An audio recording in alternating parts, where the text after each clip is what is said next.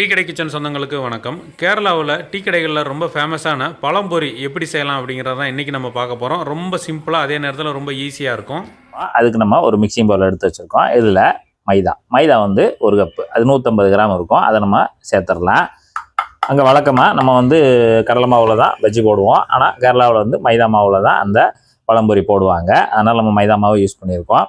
இப்போ வந்து 50 கிராம் அரிசி மாவு, பச்சரிசி மாவு, கடையில் வாங்குகிற பச்சரிசி மாவு தான் ஒரு 50 கிராம் எடுத்து அதையும் உள்ளே சேர்த்துருவோம். மாவோடு சேர்த்து அது வந்து இனிப்பாக தான் இருக்கும். இனிப்புக்காக நம்ம வந்து ஒரு 50 கிராம் ஜீனி எடுத்து நல்லா பவுடர் ஆக்கி வச்சுருக்கோம். அதை நம்ம உள்ளே சேர்த்துடலாம்.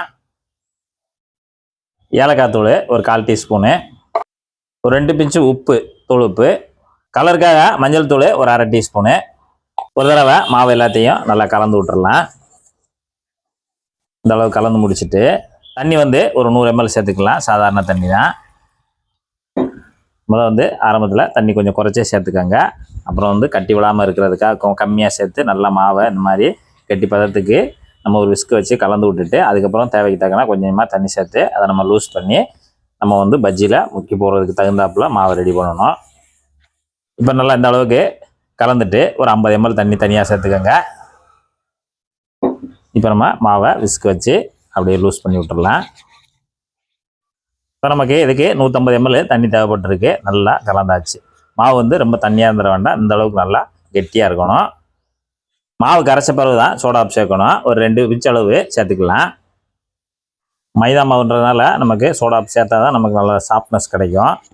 இப்போ சேர்த்துட்டு நல்லா கலந்து விடுங்க. ஒரு 1 நிமிஷம் போல் நல்லா விஸ்கு வச்சு கலந்து விடுங்க. இப்போ நல்லா கலந்தாச்சு. இந்த மாவு அப்படியே ஒரு பக்கம் இருக்கட்டும்.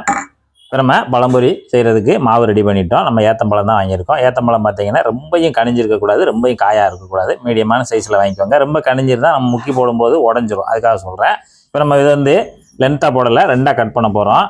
2ஆக கட் பண்ணிக்கலாம். சரி, 2ஆக கட் பண்ணிவிட்டு இந்த கார்னரையும் கட் பண்ணிடலாம். இப்போ நம்ம தோலை உரிச்சிடலாம். தொலியை உரிச்சிட்டு இந்த மாதிரி வச்சிடலாம். நேந்திரம் பழத்தை 2ஆக கட் பண்ணி தொலியை உரித்து வச்சுருக்கோம். இப்போ நம்ம வந்து பஜ்ஜி போடுறதுக்காக அதை நம்ம வந்து சின்ன சின்ன பீஸுகளாக கட் பண்ணணும். நம்ம இந்த மாதிரி அப்படி ஷார்ப்பான கத்திட்ட இந்த அளவுக்கு சின்ன பீஸ், அதாவது ரொம்ப கனமாக இல்லாமல் ரொம்ப ஒல்லியாக இல்லாமல் இந்த மாதிரி பீஸாக கட் பண்ணிக்கலாம்.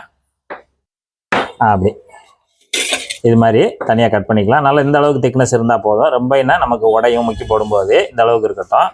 இந்த மாதிரி எடுத்து தனியாக தட்டில் வச்சிடலாம். இப்போ நம்ம பழம்பொரி நம்ம வந்து பொரிச்செடுக்க போகிறோம். எண்ணெய் வந்து தேவையான அளவு ஊற்றிக்கோங்க. எண்ணெயோட சூடு வந்து நல்லா ஆயிடணும். நல்லா சூடான உடனே மீடியத்தில் வச்சுக்கோங்க. இப்போ நமக்கு சூடு நல்லா சரியான அளவில் இருக்குது. இப்போ நம்ம இங்கே பழத்தை நல்லா கட் பண்ணி வச்சுருக்கோம்ல, அதில் ஒவ்வொரு பீஸாக எடுத்து நம்ம மாவில் அப்படியே பெரட்டுங்க. மாவில் நல்லா ஒரு பெரட்டு இந்த மாதிரி முன்னும் பெரட்டிட்டு அப்படி நைஸாக எடுத்துகிட்டு அந்த ஓரத்துக்கு மட்டும் லேசாக தட்டி விட்டு மெதுவாக எண்ணெயில் இறக்கிடுங்க. இதே போல் நம்ம கட் பண்ணி வச்சுருக்கக்கூடிய அந்த நேந்திரம் பழத்தை அப்படி மாவில் முக்கி அப்படி மெதுவாக உள்ள எண்ணெயில் சேர்த்துருங்க. அது நமக்கு பழம்ன்றதுனால நமக்கு கிரிப்பு கிடைக்காது. நம்ம தான் அதை பொண்ணும் போல் லேசாக பிடிச்சி நல்லா மாவில் முக்கி போடணும். இப்போ நம்ம ஒரு 4 பீஸ் உள்ளே சேர்த்துட்டோம்.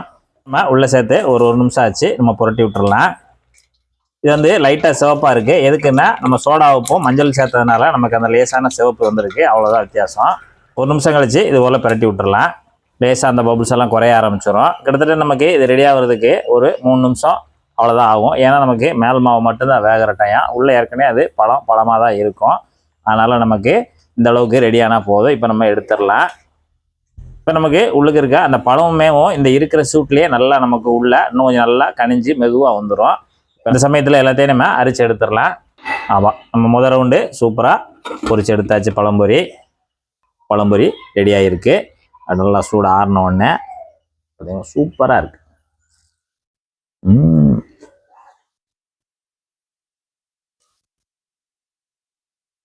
உங்கள் வீட்லேயும் ஒரு கேரளா ஸ்டைலில் ஒரு பழம்பொரி செய்யணும்னு நினச்சிங்கன்னா இதே மெத்தடில் தான் செய்யுங்க. ஏன்னா இப்போ வந்து நமக்கு நேந்திரம் பழம் நம்ம பகுதிகளில் நிறைய கிடைக்குது. அப்போ வாங்கிட்டு 2 பழம் வாங்கினா போதும். இந்த மாதிரி ஒரு பிளேட் வந்துடும். ஒரு ஃபேமிலிக்கு சரியாக இருக்கும். நம்ம சொன்ன அளவுகளில் செய்து நீங்கள் சாப்பிட்டு பார்த்துட்டு எப்படி வந்துன்றதை கமெண்டில் சொல்லுங்கள். நன்றி, வணக்கம்.